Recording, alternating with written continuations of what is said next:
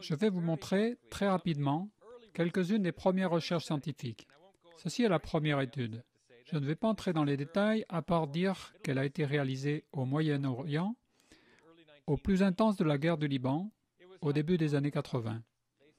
Et il a été suggéré, sur la base de plusieurs études à plus petite échelle, que si suffisamment de gens faisaient ensemble l'expérience et stimulaient ce champ fondamental de paix intérieure, qu'il y aurait une influence de paix qui rayonnerait et influencerait le comportement des gens dans la société. Les gens se réveilleraient le matin et décideraient « Bon, je ne vais tuer personne aujourd'hui. » Quelle pensée innovatrice!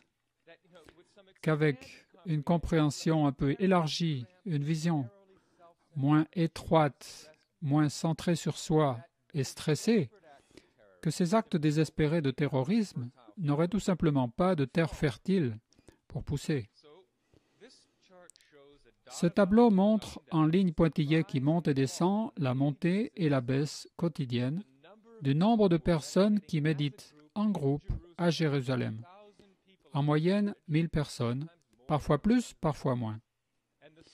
Et la ligne continue représente le progrès vers la paix dans la guerre du Liban voisin.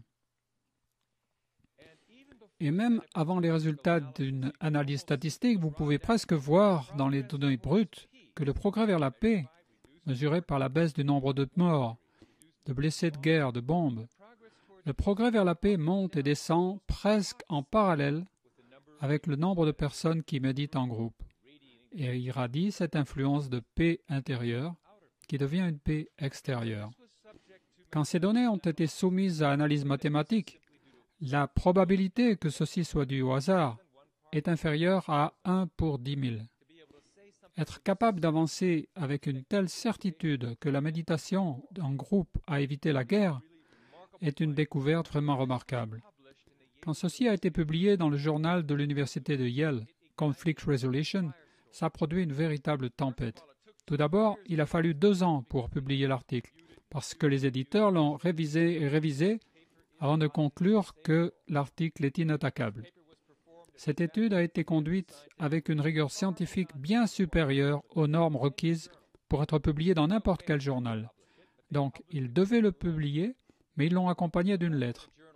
Et la lettre dans le journal disait « Les résultats de cette étude sont si inattendus qu'un millier de personnes puissent influencer le comportement d'1 million qu'ils ont insisté pour que d'autres scientifiques refassent cette étude. » Et c'est exactement ce qui s'est passé au cours des 2 ans et 3 mois suivants.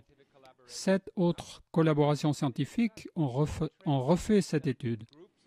Ils ont formé et réuni des groupes de méditation pratiquant la méditation transcendantale. Et pour chacune de ces recherches, durant ces 2 ans et 3 mois, il y a eu une réduction significative de la violence et de la guerre. 80% de réduction du nombre de morts et de blessures de guerre. Comparé à tous les autres jours, durant ces 2 ans et 3 mois, où il n'y avait pas de groupe de méditation, durant lesquels la situation s'est légèrement détériorée, comme le montre ce tableau, en comparaison aux 7 barres hautement positives qui montrent un progrès vers la paix très significatif au niveau statistique pour chaque étude. Si vous rassemblez tout cela, la probabilité que cette réduction de la guerre soit due, encore une fois, au hasard et non au groupe de méditation, est inférieure à 1 pour 10 millions de millions de millions.